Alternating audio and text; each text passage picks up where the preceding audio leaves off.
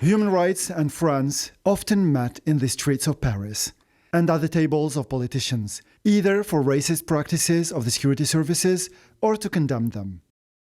The European Court of Human Rights shed light on French violations, this time from inside prisons where it holds more prisoners than capacity allows.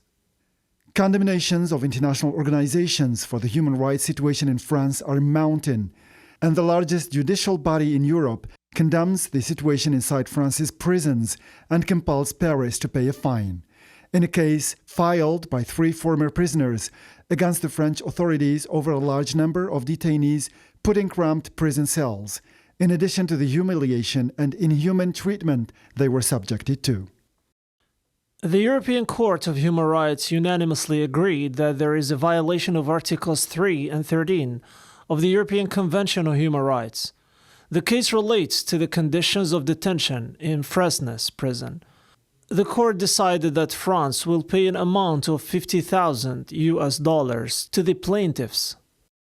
The European condemnation followed the critical situation in the country in the wake of violent protests triggered by the killing of the French-Algerian teenager called Nايل by the French police in the suburbs of Paris. A crime described as racist, pictured and evidenced by citizens, after which the spokesperson for the United Nations High Commissioner called for the necessity of addressing the problems of racism rooted in the ranks of the French security services.